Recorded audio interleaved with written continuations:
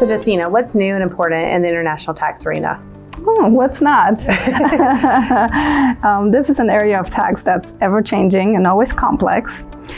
We deal with a lot of transfer pricing for multinational companies, but also with a lot of FATCA compliance for individuals. But what takes the cake recently is the U.S. tax reform. Yeah, the people who it affected majorly really knew what was going on. But what I would think you would want to talk about with the transition tax, because that's what it was called, right, is the people that don't know it affected them. It is. So the transition tax was implemented to help bring earnings that were sheltered offshore back into the United States.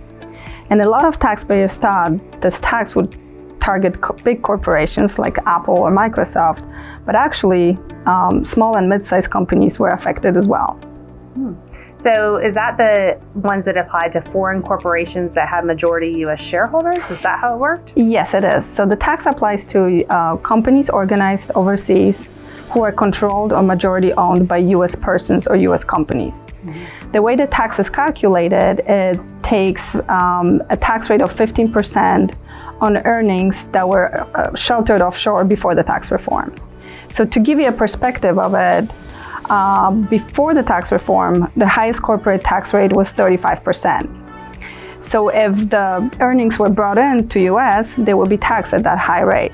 With the 15% transition tax, taxpayers get a bit of a break because they don't pay the 35%, but the 15% rate still created a hefty tax bill because it taxed on accumulated earnings from all these years.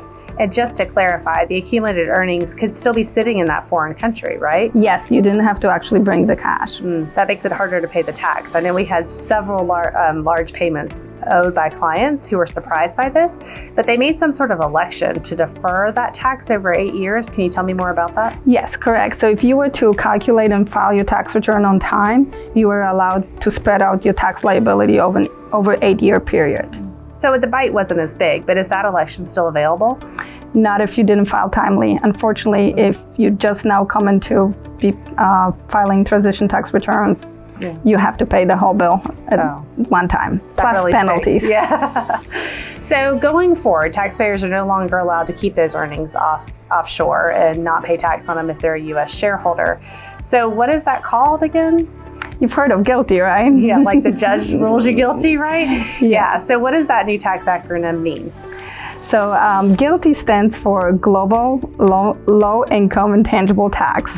Tongue twister. Yeah. And it also furthers the purpose of the tax reform to make sure earnings are not being sheltered offshore and are brought in by foreign companies back into U.S. Yeah, I mean, we had to do something to pay for all the tax breaks that came through. Right, that's exactly what it was. Yes, again, people didn't always know about this and so got surprised, and maybe somebody listening to us is surprised.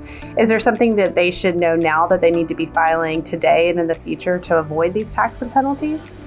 Yes, so GILTI is something that stays with us as it is right now, and it's a calculation that will have to be done on an annual basis if you have ownership in a specified foreign company. Yeah, that's a company that's owned more than 50% by U.S. persons.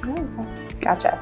And then is there another, if you own a foreign corporation, I know there's been requirements for a while that you had to file a form with your tax return.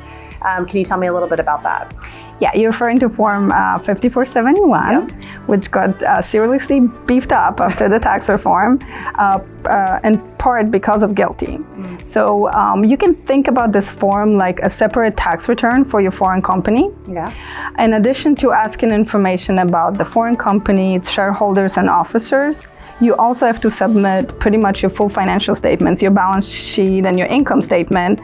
And you also have to keep track of your accumulated earnings right now, because you have to keep track of the ones that were taxed or not taxed under the different new code sections that we have. Oh, it sounds like the form maybe doubled in size. Yes, we have some great, interesting schedules. I bet. And I know that, again, that form comes with some severe penalties if you don't file it, correct? Yes, it's $10,000 per form per year, so you can work yourself up to quite a penalty. Oh yeah, it sounds like it.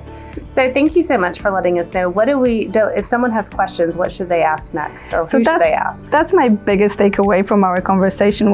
I would like to be is that international taxation is really complicated, and if people who do have investments in foreign companies or any foreign financial asset should speak to their CPAs, skilled CPAs, ahead of time. Don't wait for the tax deadline, because the rules are complex and require a lot of time to be able to give you a comprehensive advice. Yeah, and you definitely want to do that to avoid any penalties and additional tax. Correct. Yes, thank you.